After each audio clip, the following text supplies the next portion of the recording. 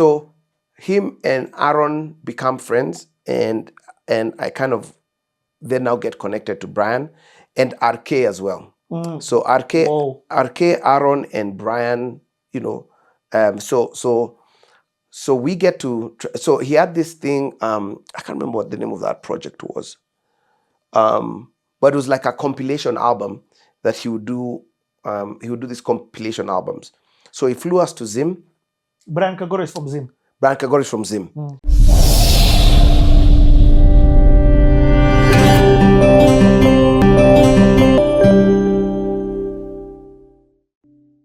Yeah. What have you watched the CTA for yourself? I have. First of all, I don't know if I told you this in one of the conversations, but I'm not a consumer of my media. I think a lot of artists are like that, so it's not a Kanjii specific thing, where you put so much work into your creation that you know the thing inside and out. Where you're like, if by the time you guys get to hear a song I've released, like, I'm sick of it. Like, I have listened to it, I have worked on it, I've changed things and gone until now I'm like, okay, let me release it to the world. And when you do, then it's like it's gone, And I rarely will listen to it, right? And it's almost always like when I'm listening to my music, it's nostalgic, right? So like I'll, a short time ago I was listening to Forever, the Milele album, but it's such nice nostalgia now, right? So anyway, but what was interesting about CTA for me was that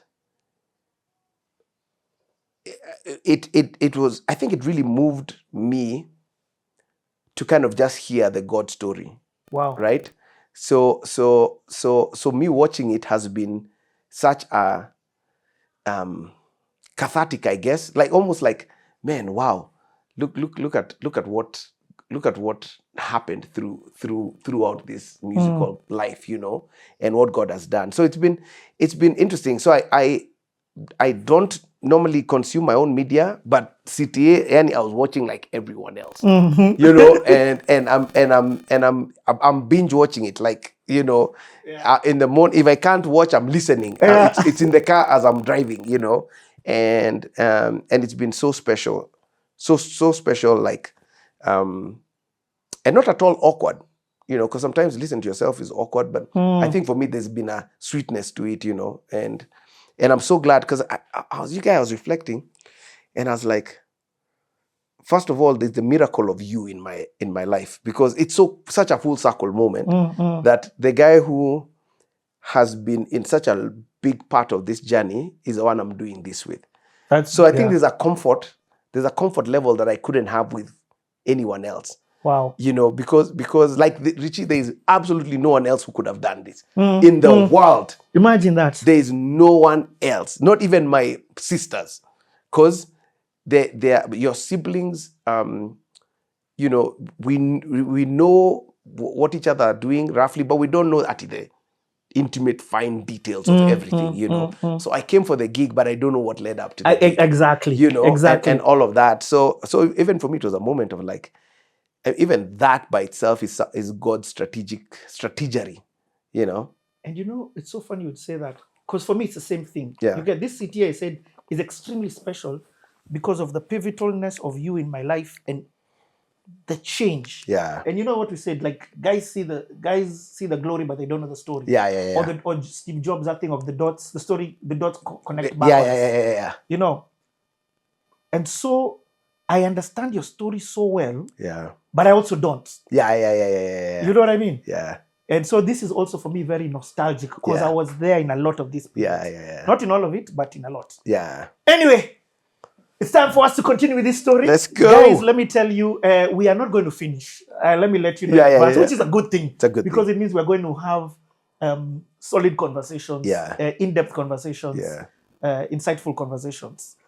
But where the story ends, and we will continue. We'll continue. In another country. Aizo is like, yes! Aizo mwalimu wa maths!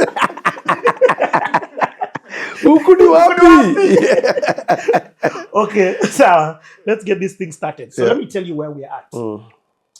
As of now in the story, you're 4 albums in. The 4 albums are Forever, Level Up, Afrique, Mavuno Worship Project. Those ones we've officially had a holistic conversation about. Correct. Where we are at in this place, you have formed Kijiji Records. We are at Naivasha Drive. Naivasha Road, Naivasha Road, sorry. You're working at Mavuno. At this stage, I know we've talked about Live at the Village, but I feel like Live at the Village properly, it has been born, but you're gigging. You're a musician. Kanjii is coming out. Yes. You have no solo records at this time. Where then now and family-wise, you're married?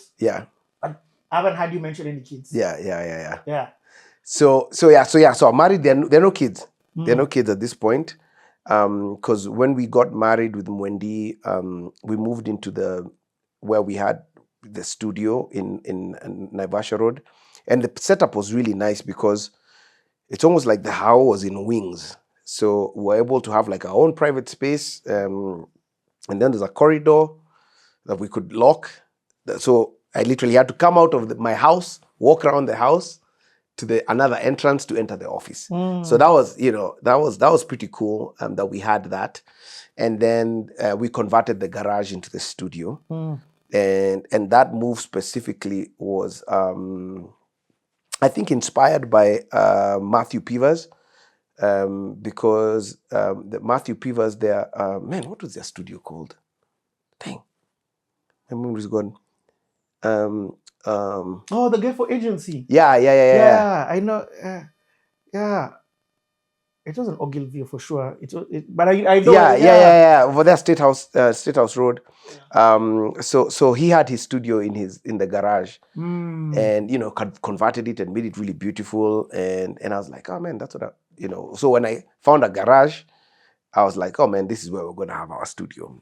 So the studio, we converted the garage into a studio, and that life was pretty cool. Like some of my memories, I think it was Cheesy who sent me a photo that you had sent him of the wildlife we had in our or the animals we had on that compound. So we had a dog called King, and we had a goat called Billy. And Billy I think he had climbing goat genes. I did. Because there's nothing he liked more than climbing cars. Yes.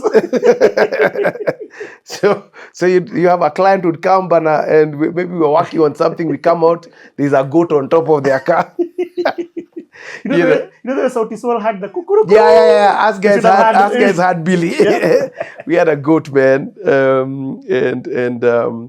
And so that was a really cool, and the people in that space.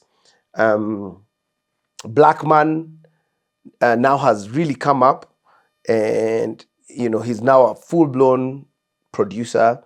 He's not at intern level now. Aroro is still around. That's Aaron Rimbui, is still around. Then we've got the hip hop guys. So we have A-Star, there's Bupe, Riga, Michelle. All of those people we've kind of now like enveloped all these guys into like the Kijiji family, and all of them dope, amazing musicians. But those 4 are around a lot. Michelle, you, Riga, and Bupe. Yeah. And then Giuliani now has kind of come into the fold as well. So that's kind of like that season. Okay. And what's life like? We're writing songs. We're trying to produce songs for different artists. We're trying to do different projects for the different artists that we have. I've heard about the artists internal. Yeah. Kijiji at that time is also producing other artists. Yes. Okay, who are some of those artists that you're producing? So okay, we had already done DNG. I remember working with Atemi. Atemi actually worked at Kijiji for a short stint, and she was like our project person. So Atemi is there. We're doing stuff for her. Hatimaye. For Hatimaye, yes. And she's producing mainly with Innovator, but I think we did a couple of songs, 1 or 2 songs, can't remember. And then the song you sang with her. Yes. Is it Domestics? Yes, Domestics. Yeah. So Domestics I know ended up being on my project, but I think she had a version on her project as well. Yeah. All right, so fellows, how many times, man, are we just gonna be letting all these ladies, man, just confuse us, abuse us? Man, they've been trying to use us. Man, I think I'm sick and tired, man. Now listen, this is my story, man. And my story is history. This is how it has been from time immemorial, man. And it's time this thing stop, man. It's time it stop.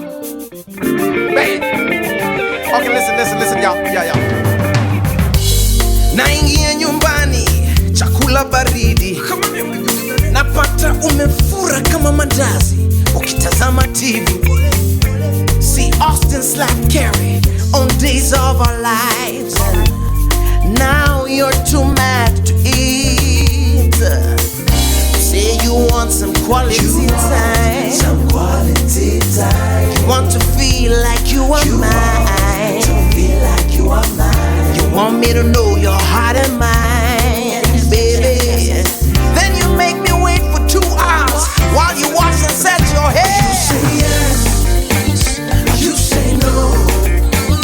You say no when you mean wait. You say yes, you say no. You say no when you mean wait. You just never understand no matter what I say. You spend more time watching news than listening to me. Nikisema husiki, nikilia hunione. On Friday night. And that was a cool song. Domestics was a cool song. And then let me see, what else is life like in that space? I remember Pam from Sema. From Sema. Wow. Kaz, Lucas. Yes, Kaz's album. That chick from TPF, the winner. She was under David Mureithi. Valerie Kimani. Yeah. Yes.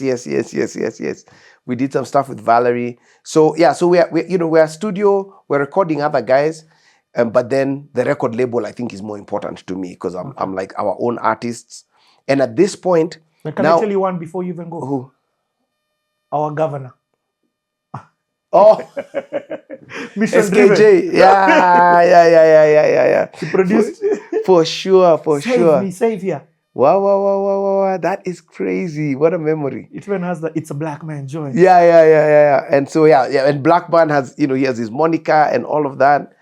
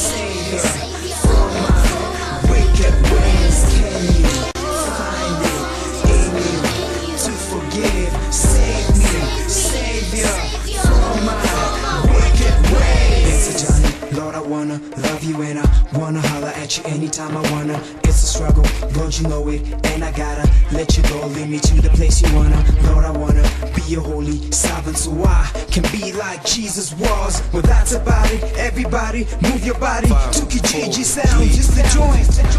nami naishi kwa hali gani, mara ni kanisani na mara sipatikani, nataka nibaki ndani ya neema niwe wima, lakini natenda dhambi na kunena si hekima. Since mimi sina self control, at times it seems mimi sina, I'm just a man. Thank you Lord for your righteous son, what Christ has done has cleansed me, restore me to your master plan.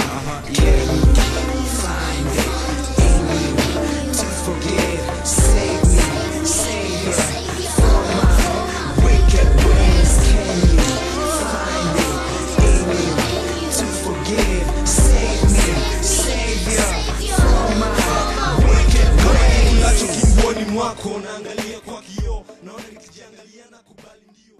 Which I thought was very cool. Black Man joined to such a great moniker. And then events, this is also kind of like where I think my vision for the event world started to crystallize. And so I realized different events for different things. So and at this point, I remember even seeing like a spreadsheet that we had put together, just kind of mapping out our year. And you know, I can't remember what year it was, but it was during that time. And it was like, how many gigs of the different types of gigs are we gonna have, right? So we had Live at the Village, which that was my gig, and for the people who are in that Afro fusion, Afro pop world. So that's mine. Cheesy is part of that. Atemi is part of that. Like it's kind of like the guys who are you know within that sound. Then we had Village Jazz. Village Jazz was Aaron Rimbui and Helen and Kongo Mbathi. So the jazz artists, right? And that was at French. It was always at French Cultural Center. Then we had hip hop. And hip hop was now the young guys, you know. Not all of them were hip hop artists, because we had Shiro and D, who were incredible vocalists. But it was like that was like our young people event, and you know, it was almost like that was Black Man, A-Star. Yeah, that was you guys' thing, right? And a space for you guys to express yourselves. Then we had Village Christmas, Village Easter.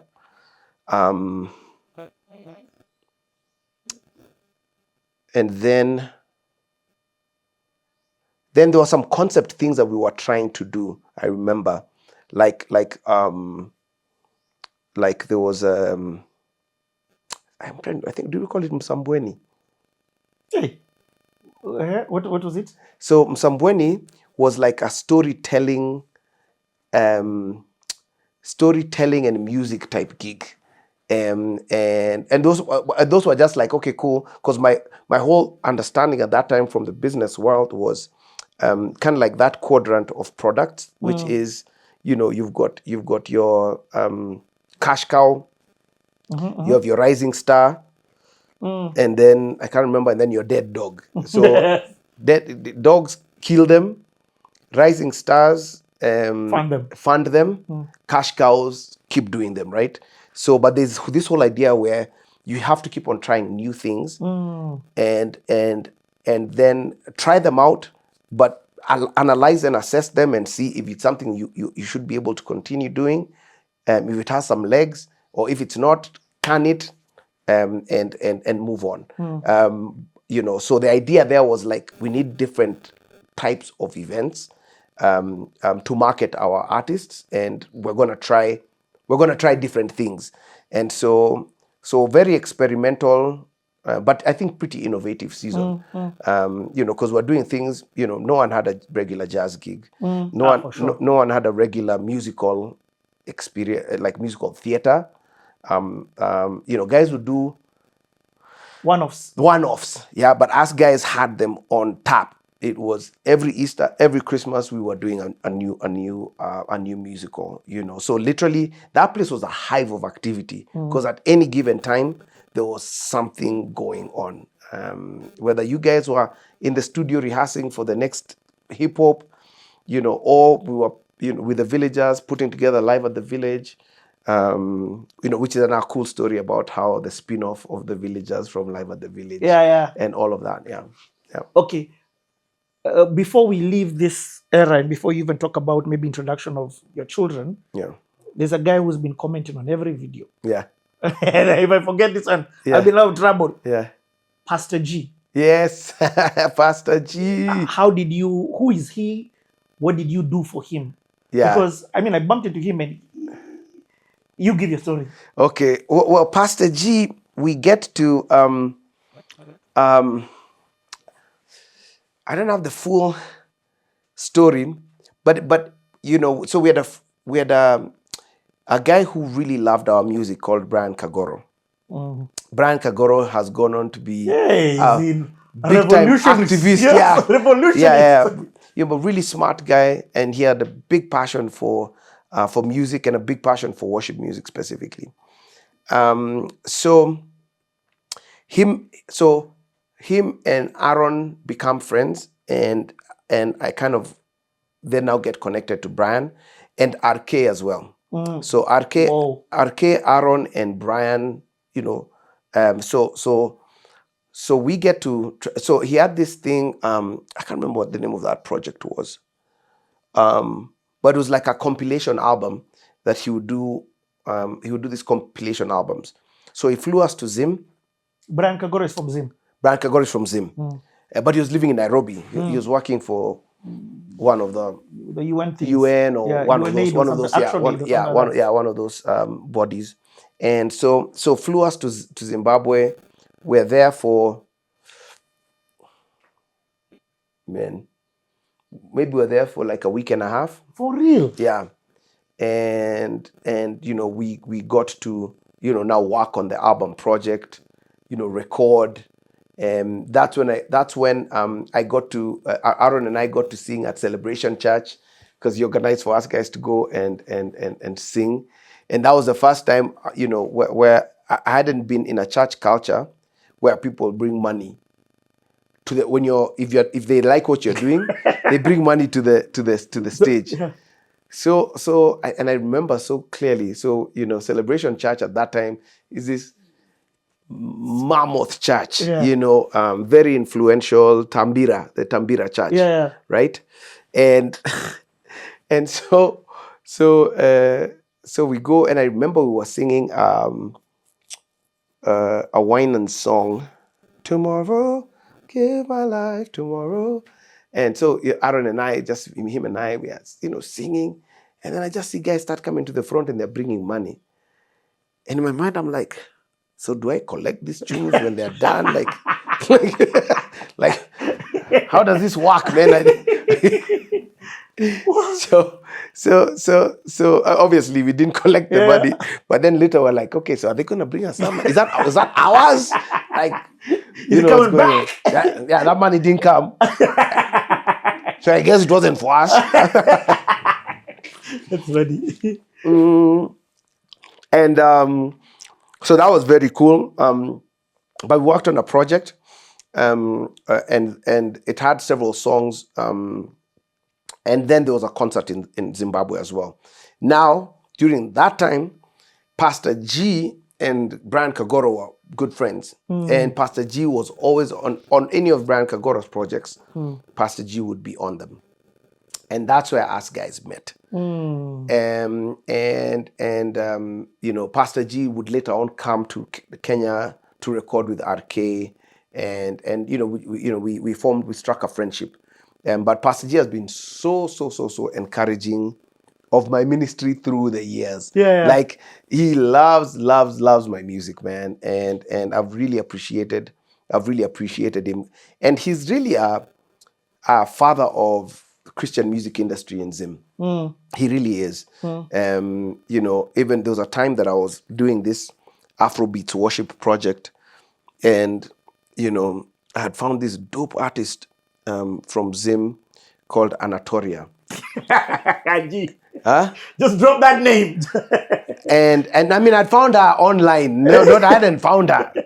So, and I was dude, Anatolia that's my kid's favorite artist. Yeah, she's huge. I'm telling you, man. So, and I was like, man, I'd like to get in touch with her, because I'd like to see maybe if she'd be interested in doing the Afrobeats project. And sure enough, and she's young. She's a like proper Gen Z pop artist, you know, Christian pop artist. And hit up Pastor G, and sure enough, the guy's like, oh yeah, I know her dad. Like, that's who Pastor G is. Yeah. You know, hooked me up with her dad, and dad connected me with her, and, you know, we chatted. It ended up not working out. But that's who Pastor G is. Like he's available, but then he's super, super respected in Zim. Yeah. I love it. You actually ended up recording. In fact, that's why I met Pastor G in the studio in Kijiji. Yes. Because you recorded. Yes. I can never forget that song. Mandepa. Yeah. Mandepa. Yeah. I want to talk about a little bit of my experiences on how Nairobi shaped me as a musician, even though I'm from Zimbabwe. The years between 2006 to 2008 were very critical in my life as an artist. And I got to meet 3 producers who blew my life apart in terms of how I approach music. The first one is Robert Kamanzi, aka RK. The other one is Crucial Keys, Aaron Rimbui, and also Kanjii Mbugua. And I'll tell you, when I came into Nairobi 2006, working with African Rhythms of Worship, I decided also to record 2 tracks for my next album. And I recorded, the first track I recorded was a song called Mandepa.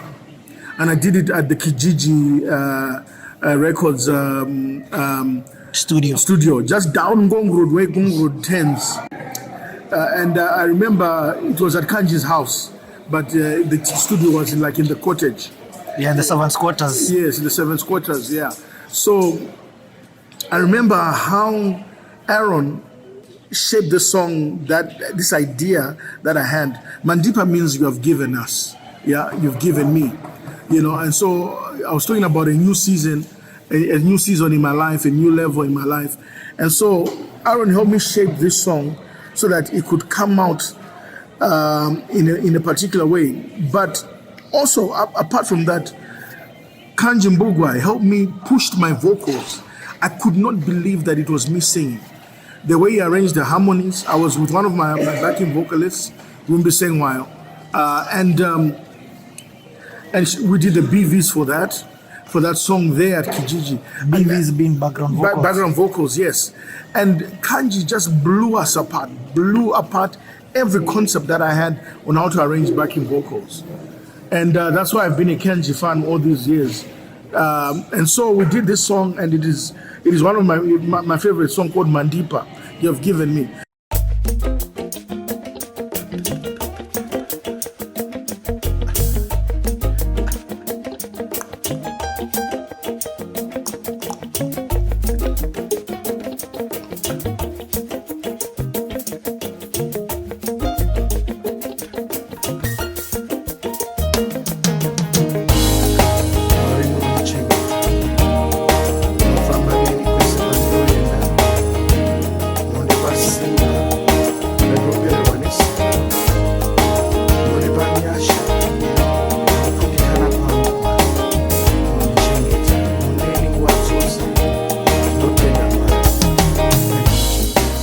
Kwese kwandino yenda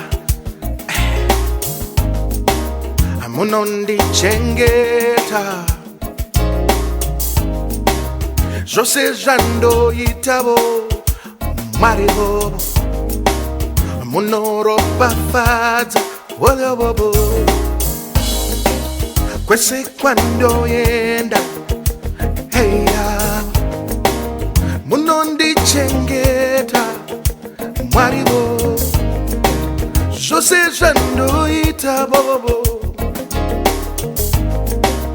munoro pafata ayo, sekunaya kwemvura, ayo akomborero, anobuya, anishaye kana kuchka, muneni.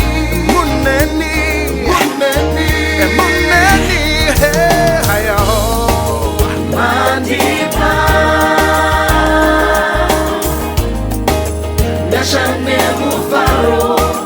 this is my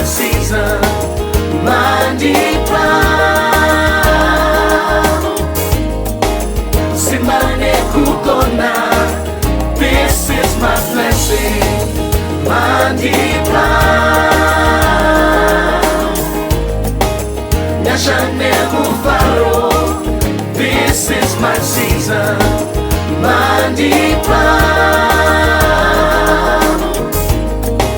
Simane kukona, this is my blessing. Hey,